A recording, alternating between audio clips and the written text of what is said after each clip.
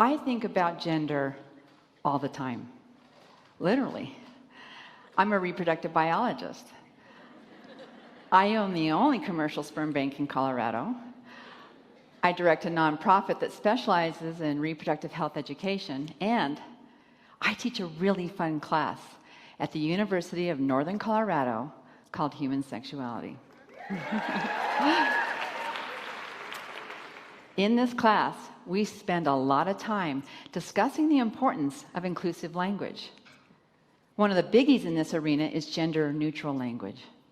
This is a hot topic in our broader cultural conversation right now, because using it allows those who do not subscribe to a male or female gender binary to feel included. Feeling included is important. It creates a safe space. That is why, as a society, we're trying really hard not to pigeonhole people, places, clothing, or even color into this gender binary. And this is a tough transition. After all, we put gender qualifiers on a lot of things. Girl and boy clothes, girl and boy colors, girl and boy jobs. But unfortunately, these gender qualifiers are not unifying because they force us to focus on our differences. And if all we do is focus on our differences, we can't see our similarities. And if we can't see our similarities, we can't come to the middle. And the middle is crucial. Because if we can get there, we can live in a truly equal and welcoming society.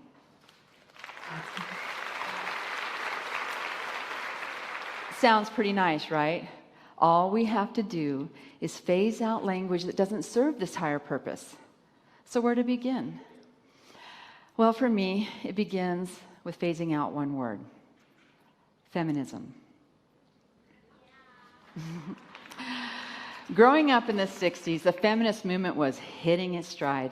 I remember images of women tossing their bras into barrels to express their newfound freedom. But it was also around this time that I began to get this uneasy feeling with the word feminism. I didn't understand it, but I do now. The word feminism subscribes to a very strict male or female gender binary. When someone tells me they're a feminist, I take it to mean that they see extreme differences between men and women and not so much our similarities. It feels polarizing. I am female. I am a scientist, business owner, writer, wife, mother, teacher, PhD holder. I am a lot of things.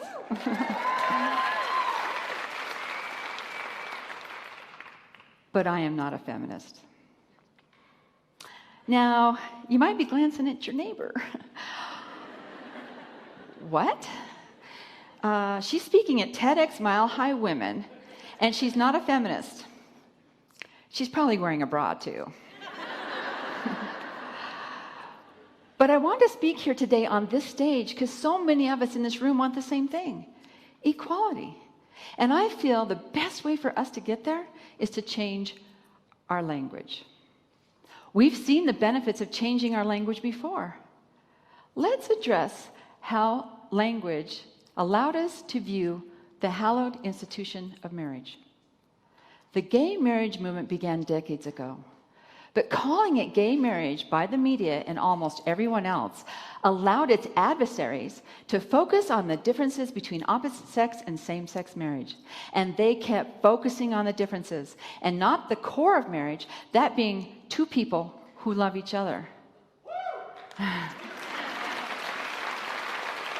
But then years passed. Attitudes shifted, the political climate changed, and a new, more powerful label to the movement took hold: the marriage equality movement. It was no longer gay marriage, it was marriage equality. One word, one concept, level playing field.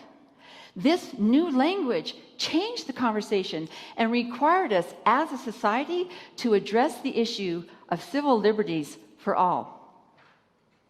We are standing on the shoulders of giants when it comes to the fight for gender equality.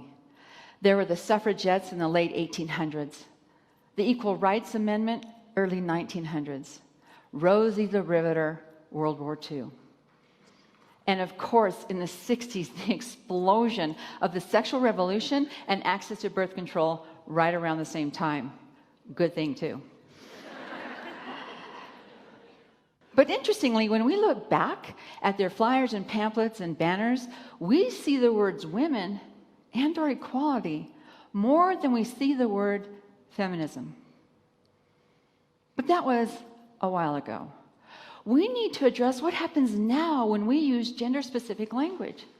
If used incorrectly, we bury the lead and we don't shine the spotlight on the issue that really matters.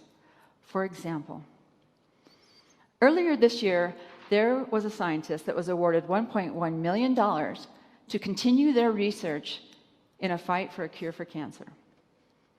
Based on the headline, you couldn't be certain what the article was going to be about. The article reads, Alabama scientist, one of the nation's few black female physicists, breaks ground in cancer research. Imagine what our response would have been if the headline read like this. Alabama scientist, one of the nation's many white male physicists, breaks ground in cancer research. Yeah, that would be strange. So why do we put gender qualifiers in one headline when we wouldn't put them in another? Gender qualifiers get in the way, and so does the word feminism. It is so focused on the gender binary that it is leaving people behind. And I feel that the word itself is stalling the movement. And these people that it's leaving behind, I don't mean just men. There's even an organization called Women Against Feminism. And while they have a lot of complaints about feminism, if you look at their comments, it stems around three major concepts. One, they don't want what they call radical feminists telling them what they can and cannot do. Two, they don't want to be judged by other women. And three, they say they're not oppressed because they already feel equal to men. So perhaps the word feminism has outlived its time, and that's okay. There are a lot of words we have said goodbye to because we have evolved beyond them. I know there may be some people who will have trouble giving up this word. They may feel that it does a disservice to the feminist movement or that we devalue women, but it doesn't have to mean either of that. What it will mean is that we will embrace a new word, a new concept that supports all people in all of their struggles. And what will that word be? Equalism. It doesn't subscribe to a gender binary. It is gender neutral, and it is very clear about what the goal is. That is why I am an equalist. A couple of weeks ago, I assigned my college students a one-page journal entry. They had to respond to the question, what does the word feminist or feminism mean to you? Their responses may surprise you. While many felt that feminism was the concept of not discriminating against women, just as many felt that the word was outdated or that it had no meaning. But all of them used the word equality when trying to define it. You don't have to be a feminist or use the word feminism to want equality. So if equality is what we want, then equality is the word we should be using, because when we change the language, we change the movement. Thank you. We want the same thing.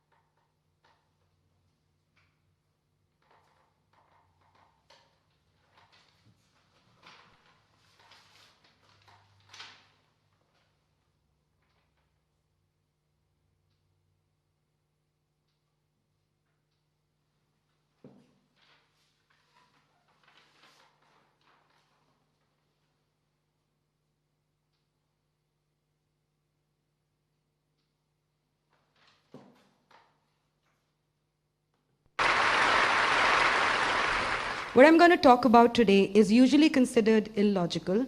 A lot of people feel offended when I talk about it. It is usually politically incorrect, especially in the atmosphere environment that we are right now, where everybody is really concerned about crime against women. But I would still talk about it because it's much needed, especially if we all believe that justice is the right of every individual, regardless of their gender. I'm going to be talking about men today. I'm going to be talking about men who are victimized. I'm going to be talking about men who are being abused, systematically abused by laws that have been made for protection of women, but are in turn coming out to be as a tool of injustice to men and women. And I'm going to be talking about men who absolutely are nowhere in the conversations when we talk about gender. I never thought about it. To be very honest, I never thought men would have any issues, men would have any concern. I'm a woman, why should I care about men? So I always had that attitude that most of us usually have. Until 3 years ago, when I was standing in the court along with a family member of mine, a very close relative of mine, and he was going through divorce. The woman had an extramarital affair, and when the family figured out, there were discussions on what to do next. Well, the guy gave both the options to the girl. She could move on because it's her right to live what she wants to do, and he also gave her the option that he's ready to forget everything and then move on with life. But the girl was hell-bent on breaking the marriage. Now, everything was fine until here, and after this, all hell broke loose. Now, while she was the one who was actually the wrongdoer in the marriage, she accused the family of dowry and domestic violence. And I remember this afternoon when I was standing in the court with this woman and her sister was telling this woman basically, you have all the laws by your side, so you should really be happy about it. And I, as a woman, was confused that day. Just because I'm a woman, does it give me all the right or power to ruin a family and a man? Well, even till that point, I did not act. I thought about it and I was extremely disturbed about it, but I did not react or act until I saw this video online. आज अपनी जिंदगी खत्म करने जा रहा हूँ। इसकी वजह है मेरे साथ जो धोखा हुआ,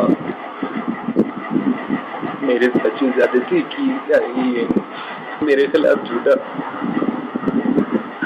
जहेज फरोशी का केस डाला।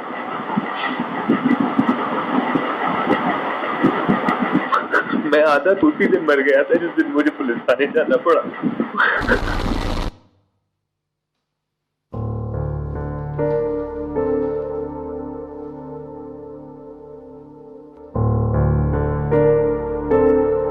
Yeah, so Sayyid Ahmed Makhdoom committed suicide in 2009. He was accused of a dowry case.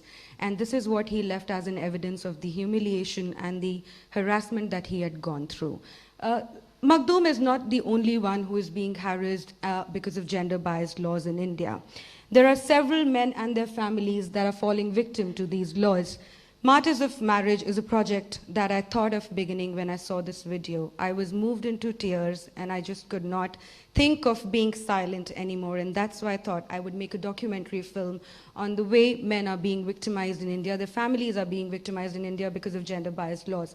Martyrs of Marriage is a documentary feature that's the story of people who have fought, who are fighting, and people who succumbed to the most unexpected battle of their life, which is marriage. We think of marriage as a very beautiful bond. We think of marriage as a lifelong bond. We don't think about divorce, but divorce is reality of today.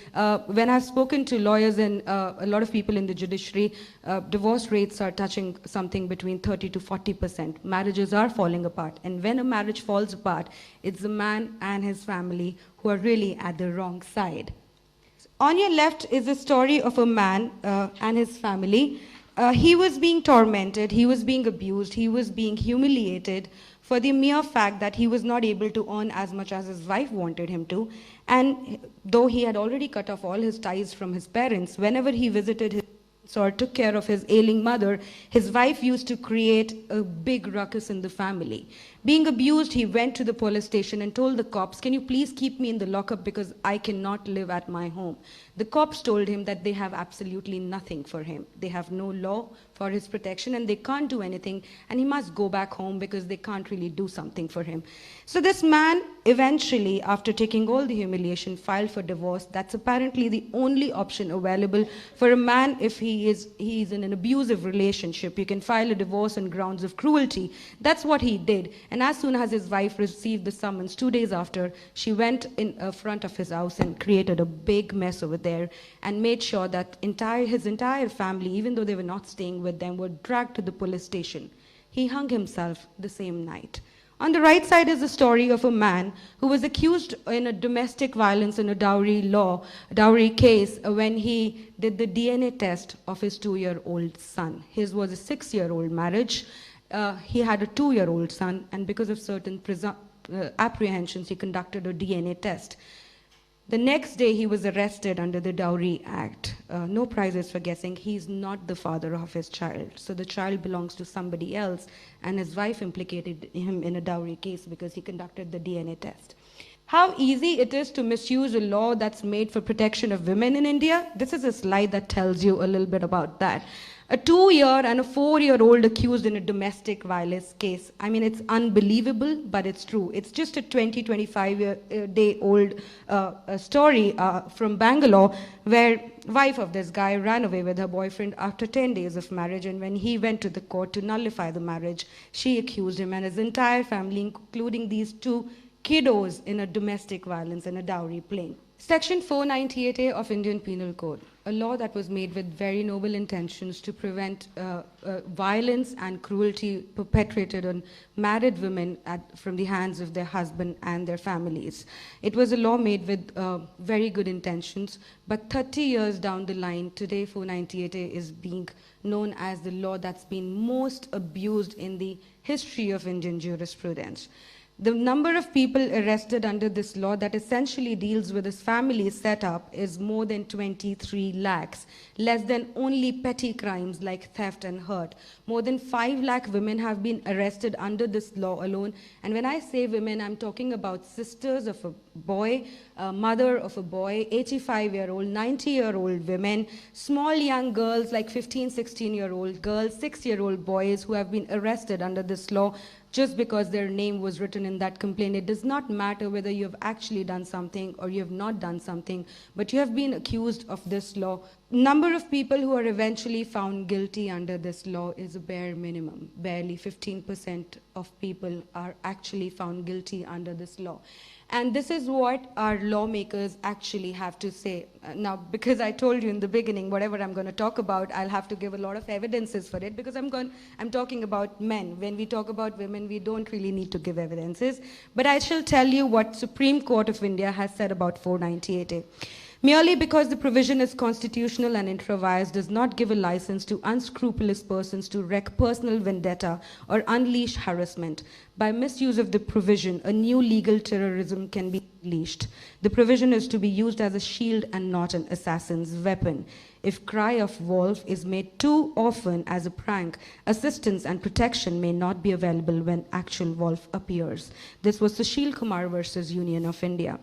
Just this year, Supreme Court of India said something about 498A again. The fact that 498A is cognizable and non-bailable offense has lent it a dubious place of pride amongst provisions that are used as weapons than shield by disgruntled wives. These are the statements by the highest court of India.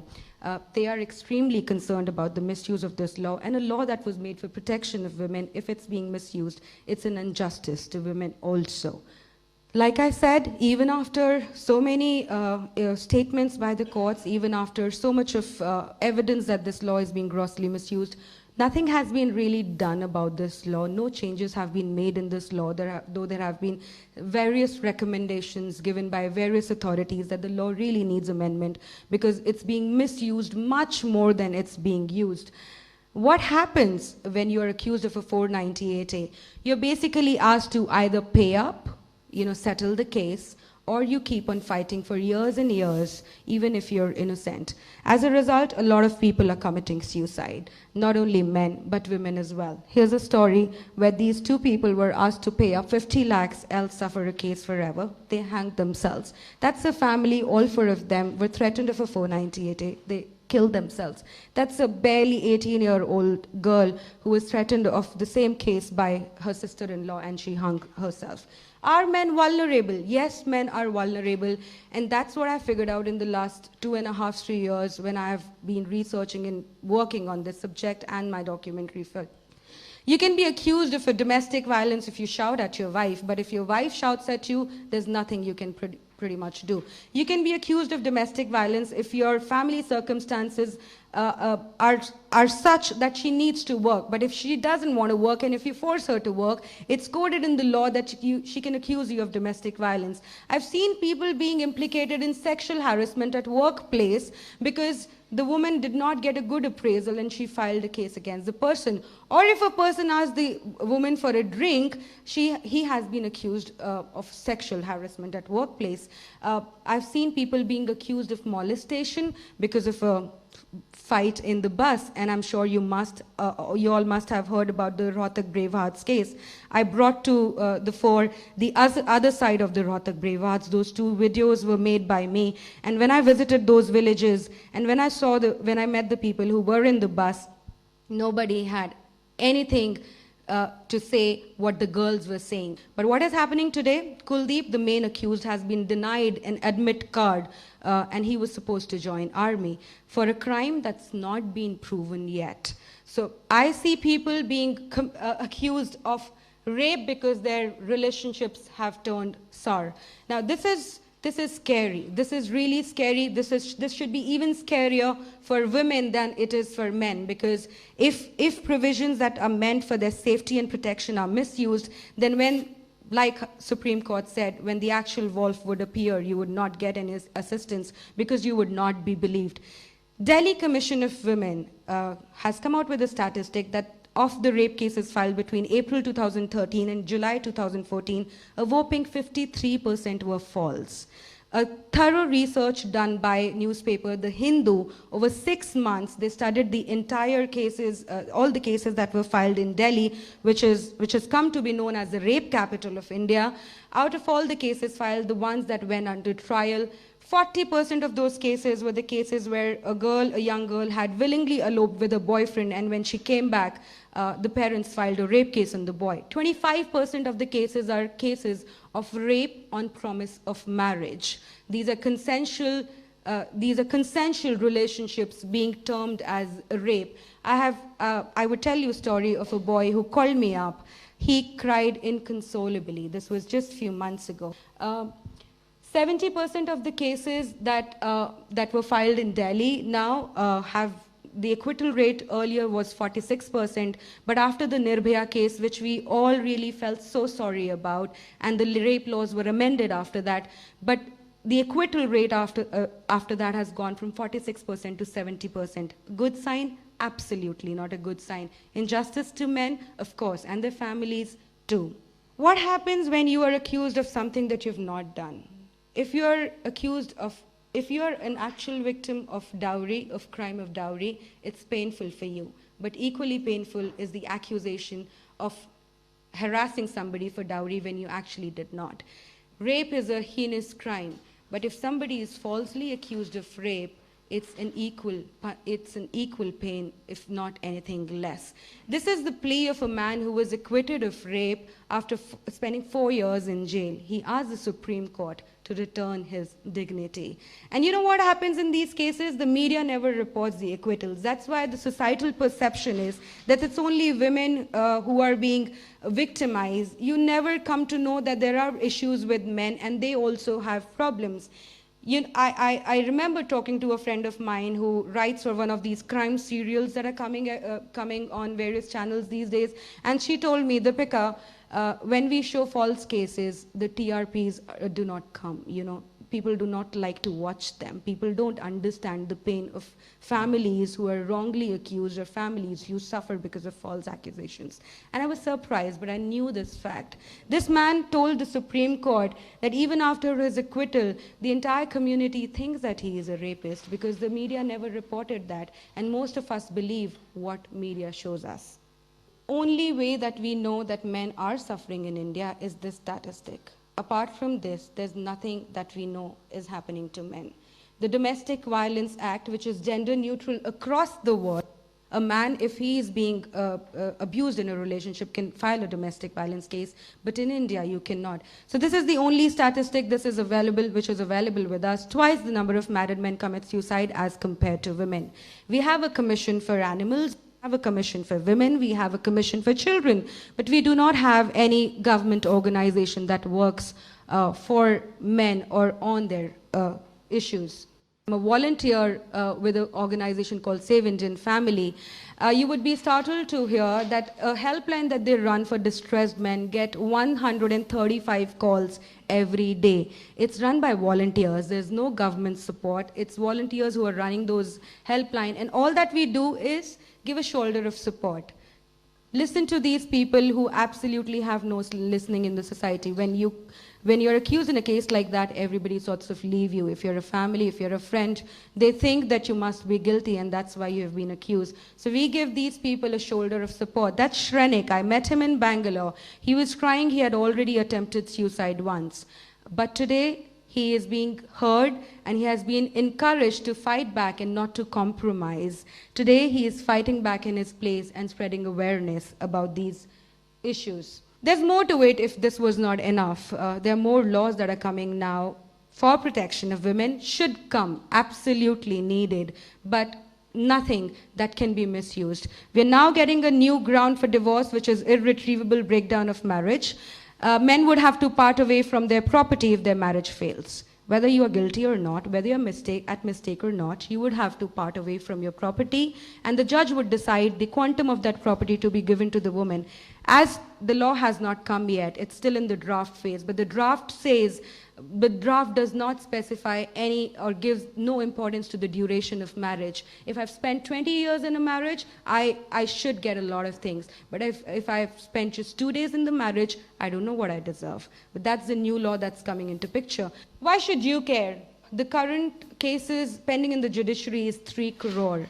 And I don't know how many years that it would take for those cases to wind up. So you should care because our judiciary is being filled with these cases that are not genuine, but they are the cases that are being filed in the courts because you wanted to settle score with someone. You should care because if you're a woman and if your brother, son, father, friend, cousin would be accused of a crime, and no matter how much you know that he is innocent, he would still be called guilty, and his innocence would not be heard. Of course, if you're a man, you should care. What are we asking for? We aren't asking for too much. What are we asking for? We are asking for gender-neutral laws so that the person who is actually committing the crime is punished, and it's not the gender that's punished. We are asking for strong misuse clause under provisions that basically give so much of importance to the testimony of a person. Just on basis of a statement, you can build an entire case on it. So if that case has been filed with oblique motives, then that person also deserves to be punished. A lot of people call me anti-women. A lot of people say that I don't understand the pain of women, but that's not true. I do understand the pain of women, but I also do understand the pain of men.